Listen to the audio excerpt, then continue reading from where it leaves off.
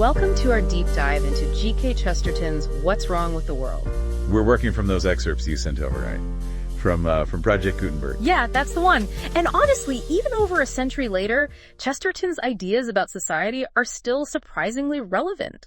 It's like he's speaking directly to us. Absolutely. He doesn't mess around. Like, right off the bat, he comes out swinging, saying sociologists messed up by putting the cart before the horse, stating the disease before we find the cure are his exact words. It's a really interesting way to frame it. Totally. He's saying, before we go around diagnosing what's wrong with the world, shouldn't we have some idea of what right looks like? Like we need that ideal in mind first, that perfect vision of how things should be before we can see what's off kilter.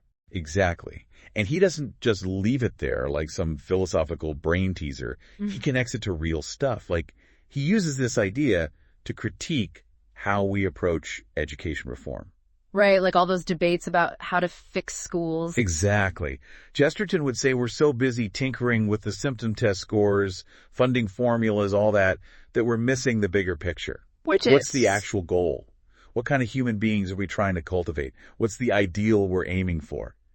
He'd argue that without a clear vision of that, we're just rearranging deck chairs on the Titanic. And he's got a point. It's easy to get lost in the weeds and forget what we're really trying to achieve. For sure. And he even calls out this new hypocrite he sees emerging. You know, the type who acts like practical matters like education are all they care about, when really there's this whole other agenda lurking beneath the surface. You mean like a hidden religious motive? Exactly. He uses those great examples, a Wesleyan minister and a Church of England clergyman. On the surface, they're arguing about education, but Chesterton suggests it's their underlying beliefs about faith and morality that are really shaping their views. So he's saying, let's be more upfront about the values driving the discussion, less hiding behind practicality, more honesty about what's really at stake. Bingo. It's all about honesty and transparency. And then he gets into this comparison between dogma and prejudice, which is just brilliant. Dogma, yeah, that word usually gets a bad rap. Right. But Chesterton flips the script. He says, think of dogma like having a map, even if it's a bit rigid. It gives you a clear path to follow. Prejudice, on the other hand, is like being told to just turn left. Oh, I like that. With prejudice, you're just wandering around, no real direction, just relying on gut feeling, which can be pretty unreliable. Exactly. He's saying sometimes even a flawed map is better than no map at all. At least dogma gives you a starting point, a framework to work with. And then he hits us with this image that's just stuck with me. He compares the world to an unfinished suburb. Not a cemetery, mind you. Unfinished suburb. That's an interesting choice. Right. It completely changes the mood. He's not looking at the world as this decaying ruin, but as something full of potential, like those empty lots just waiting for someone to build something amazing. It's optimistic, almost hopeful. Exactly. He sees those unfinished houses and thinks, just imagine what could be. And that ties into another big Chestertonian theme, the importance of home. And not just a physical structure, but what it represents. Right, that sense of belonging, of having a place that's truly yours. Exactly. He calls it a kingdom, a reflection of oneself. He even criticizes those barriers to homeownership that existed back then, suggesting that everyone should have the opportunity to create that kind of space for themselves. To build a family, leave their mark on the world, all of that. And then, classic Chesterton, he takes this sharp left turn from houses to, wait for it, the weather. Weather! Where'd that come from? Right. It's so unexpected, but that's Chesterton for you. Always zigging when you think he's going to zag. But he's making a deeper point here. He's saying that talking about the weather is this universal human experience. Something everyone can relate to, regardless of their background. Exactly. He says it's the kind of thing you'd overhear in a tavern, everyone chiming in, sharing their complaints or observations. And it's those shared experiences, those commonalities, that form the basis for true democracy, he argues. I never thought of the weather as a foundation for democracy, but it makes sense. Right. It's those little things that connect us, those reminders that we're all in this together, regardless of our differences. And that's when Chesterton throws another curveball. He suggests that specialization, something we tend to celebrate today, might actually be a threat to that very democracy he values. Specialization? You mean like everyone having their own niche, becoming experts in their fields? That's the one. He argues that when people's knowledge becomes too specialized, too narrow, they risk becoming like little despots, each ruling over their tiny domain. They lose sight of the bigger picture, the common good, And he doesn't just throw that out there. He gives these really vivid examples. Like, he talks about a millionaire who ends up sacking his own father because of some cold-hearted business decision. Wow, that's harsh. Right. And he also uses the example of a ship, where the captain's obviously in charge. But Chesterton asks, should the cabin boy have less say in matters just because his job is different? So it's about recognizing the inherent worth of each person, regardless of their role or expertise. Absolutely. And this is where his ideas about men and women come into play, which, I'll be honest, can be a bit tricky to navigate. Yeah, I've heard Chesterton can be a bit out there when it comes to gender roles. A bit is an understatement. Okay, so he starts with this idea that because women were traditionally relegated to the home, they actually weren't limited by domesticity, but broadened by it. Wait, so he's saying that being stuck at home, doing housework, raising kids, that actually gave women a wider perspective. That's exactly what he's saying.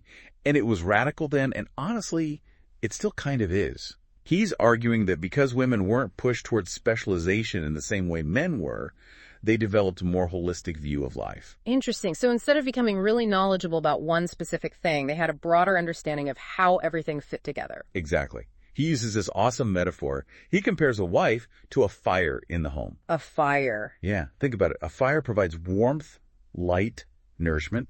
It's essential, always there, but often taken for granted, right? Kind of like how traditional women's work was often seen essential, but not as important or impressive as men's work outside the home. You got it. He's saying, don't underestimate the importance of that fire, of those seemingly invisible tasks that hold everything together. And because of this broader perspective, Chesterton believes that women were the keepers of a more universal, less specialized viewpoint. Fascinating. So he sees this kind of constant tension between the public sphere, dominated by men in their pubs and clubs, and the private sphere of the home, traditionally managed by women. Right. He even suggests that this division is reflected in how we think about power. Like, men might hold more official authority out in the world, but women often wield a different kind of power through social influence and moral guidance. Interesting. So he's not saying women are powerless, just that their power operates differently. Exactly. He even goes so far as to say that women don't need the vote because they already have this immense unspoken power. He points to their influence over marriage choices, their role in shaping children's early education. He even throws in this line, the cold shoulder is mightier than the sword. The cold shoulder is mightier than the sword. I love that. Yeah. So he's acknowledging the persuasive power women often hold, especially within families. Exactly.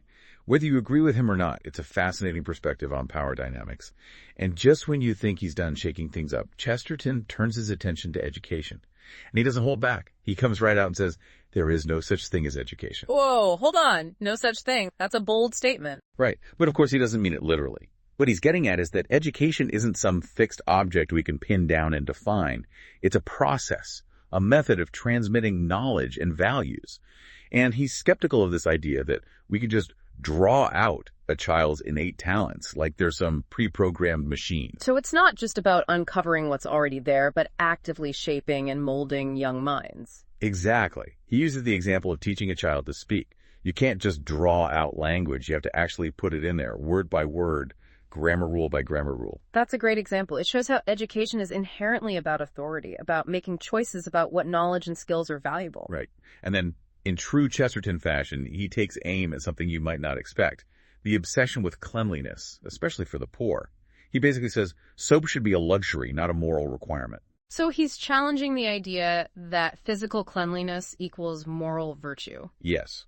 He's saying it's easy to look down on someone for being dirty. But what about the deeper issues of poverty and inequality? Right, those systemic problems that are much harder to address than just handing someone a bar of soap. Exactly. He's calling out hypocrisy, suggesting that it's easier to judge someone's outward appearance than to engage with their actual struggles. Yeah. And then he drops this bombshell that might be one of his most relevant observations today. He starts talking about the soul of the hive, this idea of looking to insects as models for how humans should organize society. Like those ant colonies where everyone has their designated role, working for the good of the whole. Exactly. And on the surface, it might seem kind of appealing, right? Efficiency, order, no one rocking the boat. But Chesterton was deeply unsettled by it. He saw it as a threat to everything that makes us human. Because it values the collective over the individual. Exactly. He'd say, we're not ants. We're not bees. We don't just instinctively fall into line. We have this capacity for individual thought, for creativity, for making our own choices. And those choices might be messy sometimes, but that's part of what makes life interesting. He's reminding us that human beings are complex. We're not just cogs in a machine. And that we have a responsibility to think for ourselves, to question authority, even when it seems like everyone else is going along with things. Right. And honestly, that message feels more relevant than ever. I mean, think about all the ways our lives are becoming more interconnected, more automated. Social media, algorithms, AI. It's easy to feel like we're losing ourselves in all of that, becoming more like those hive insects without even realizing it. So what's the antidote? How do we hold on to our humanity in this increasingly interconnected world? Well, Chesterton would say it starts with remembering those ideals we were talking about earlier, those timeless truths about what it means to live a good life. Things like individual dignity, the importance of family, the search for meaning and purpose. Values that can't be programmed into an algorithm. Exactly. They come from within. And it's up to each of us to cultivate those values, to resist the pull of conformity, and to create a world where those things are still valued. So it's not about rejecting progress or technology, but about using those tools in a way that serves humanity, not the other way around. Right. And that's the beauty of Chesterton, I think. Yeah. He doesn't offer easy answers. He throws out these ideas that make you stop and think, that challenge your assumptions. He sparks a conversation. Exactly. And it's a conversation that's still worth having, even 100 years later. Absolutely. Well, on that note, a huge thank you to everyone for joining us for this deep dive into G.K. Chesterton's What's Wrong with the World. We hope it sparked some new ideas and maybe even challenged a few along the way. And be sure to check back soon for our next deep dive into the books and ideas that are shaping our world.